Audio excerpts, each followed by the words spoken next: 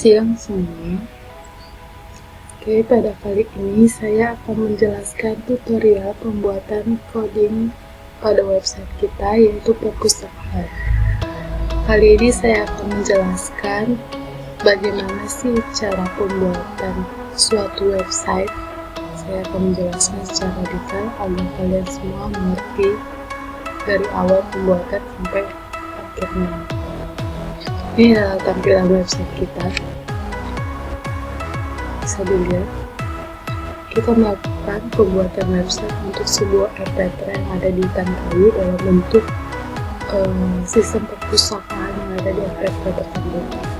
Di sini bagian saya akan menjelaskan buku list atau daftar buku yang ada pada MP3 kita. Bisa dilihat. Jadi nanti saya akan menjelaskan, jadi kalau misalnya klik detail, tampilannya yang akan keluar adalah seperti ini. Ada description dan komentar. Jadi kalau misalnya kita mau melihat kelengkapan isi data bukunya, kita bisa klik description. Dan jika kita mau melihat mau memberi saran atau memberi komentar tentang buku yang sudah kita baca atau yang sudah kita pinjam, kita bisa klik komentar. Nah, jika sudah itu, jika kita ingin meminjam buku, kita tinggal klik pinjam buku. Misalnya kita mau klik pinjam buku, maka yang akan ditampilkan itu adalah tampilan login, di mana login kita harus mengisi email dan password kita. Jika belum punya account, maka kita harus create account baru. Nah, kita harus mendaftar dulu. Di sini harus mengisi nama, email, password, dan ulangin password. Jadi kalau misalnya kita sudah punya akun, kita isi aja. Karena saya sudah punya akun, jadi saya coba isi.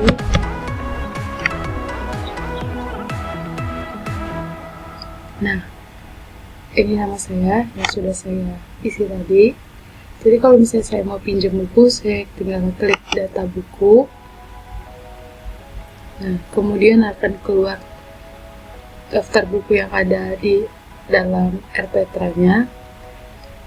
Ini ada banyak ya. Jadi kalau misalnya kita mau pinjam, kita klik detail dulu. Nah, setelah kita klik detail, maka akan ada kelihatan keterangannya. Di sini ada buku yang judulnya Milea, pengarangnya Pidi Baik, tahun penerbitnya 2018 bulan 4 statusnya tersedia. Jadi nanti kalau misalnya bukunya statusnya nggak ada, ini akan berganti tidak tersedia begitu. Nanti kita pinjam aja. Nah, dalam peminjaman kita harus mengisi nama peminjamnya. Saya akan mengisi nama saya, Virsensia, judul buku yang sesuai dengan yang kita pinjam tadi, nomor teleponnya, ini saya isi nomor telepon, dan tanggal kembalinya terserah kita melakukan pembayaran harus sesuai dengan yang di sini. Jadi kalau misalnya kita lewat dari tanggal pengembalian, biasanya sih dikenakan denda.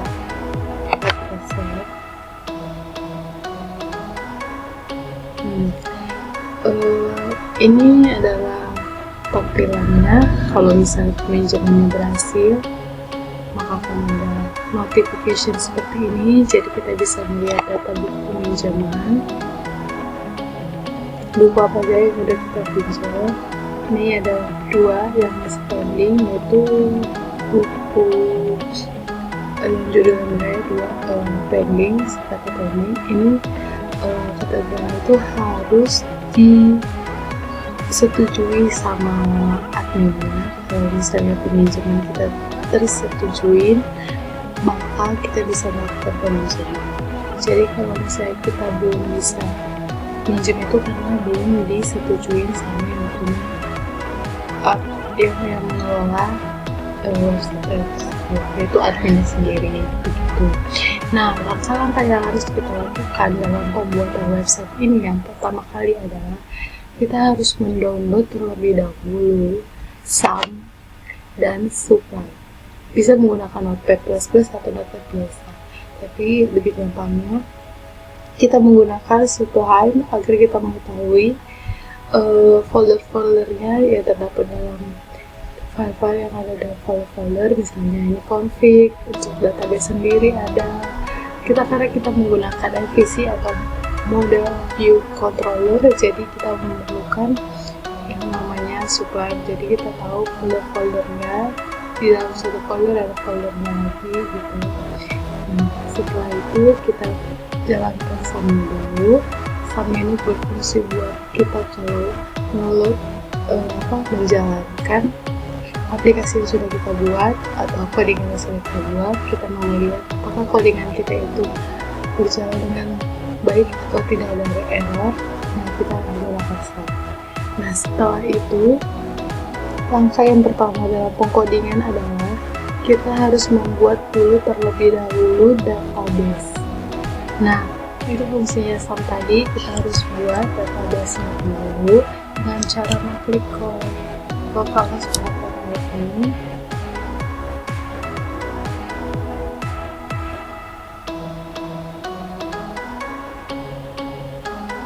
Nah, di sini adalah database. Kita menggunakan ada database yang sudah kita buat adalah database pustaka. Ini adalah contoh tampilannya, dimana nanti database ada booking, detail buku, detail pinjam, kategori pinjam, role, dan template dan user. Itu adalah isi table dari database kita, yaitu pustaka. Kemudian langkah selanjutnya, setelah kita membuat database, kita bisa melakukan pengkodingan.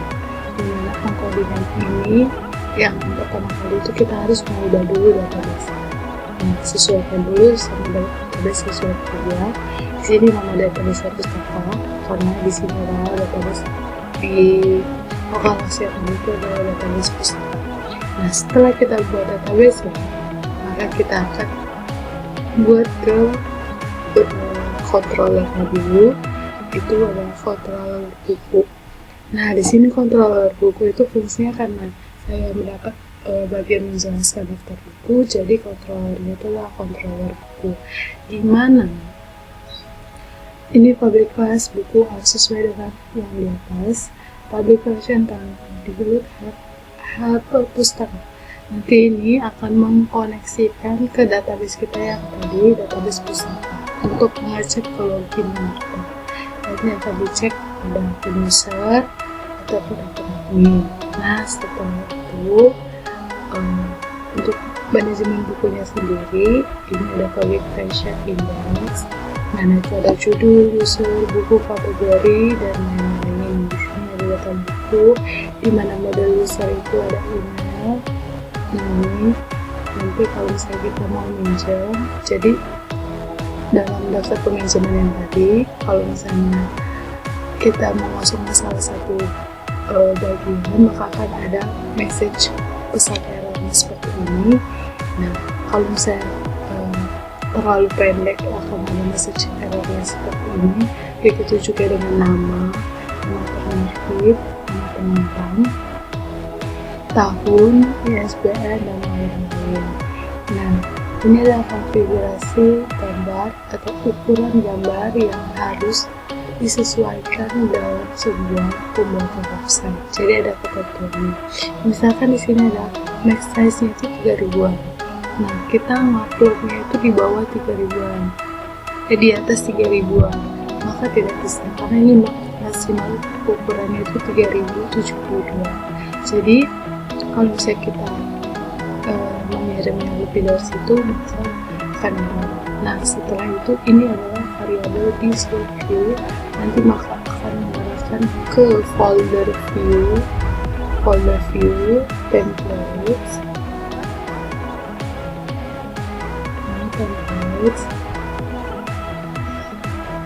dan view, ada view, sidebar, toolbar, dan footer. Jadi nanti itu akan dipanggil seiring dengan kalau dalam pembuatan website itu kayak sistem pengulangan itu nanti dia akan dipanggil lagi. Kemudian ini sama yang kayak tadi dalam bentuk gambar. Ini adalah kategori buku. Nah, kategori bukunya ini nanti kita ada jenis-jenis bukunya. Mau buku dia genrenya apa, kita sudah pisahin dalam bentuk kategori.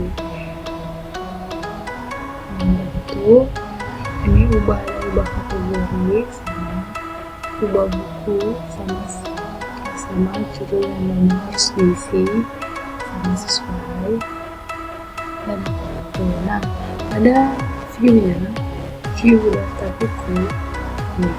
Itu adalah tampilan seperti kalau kita tampilan gambarnya, itu bagaimana, foto bagaimana, itu adalah fungsinya view sendiri.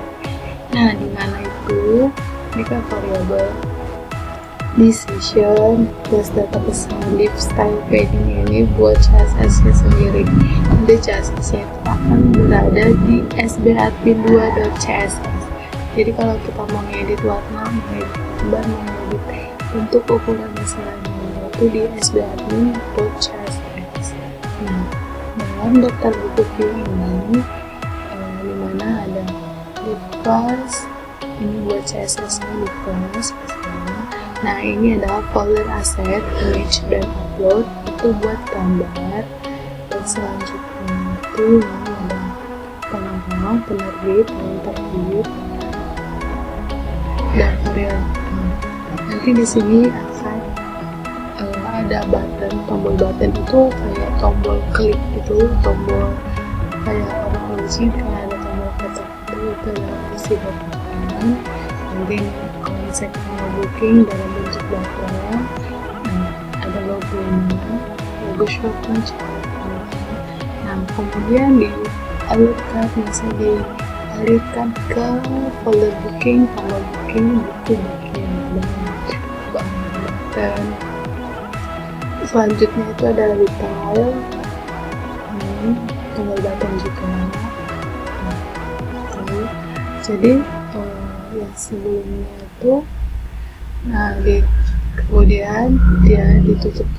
Ini sistemnya kayak sistem pengulangan gitu, jadi dia nggak perlu susah payah ketik yang udah ada diketik lagi nggak perlu. Jadi di sistemnya itu data yang sudah ada diketik, dilakukan pengulangan secara otomatis oleh websitenya itu. Jadi kita tidak perlu lagi mengetik ulang karena akan membuang-buang waktu. Jadi ini ada sistem variabelnya dan content sendiri.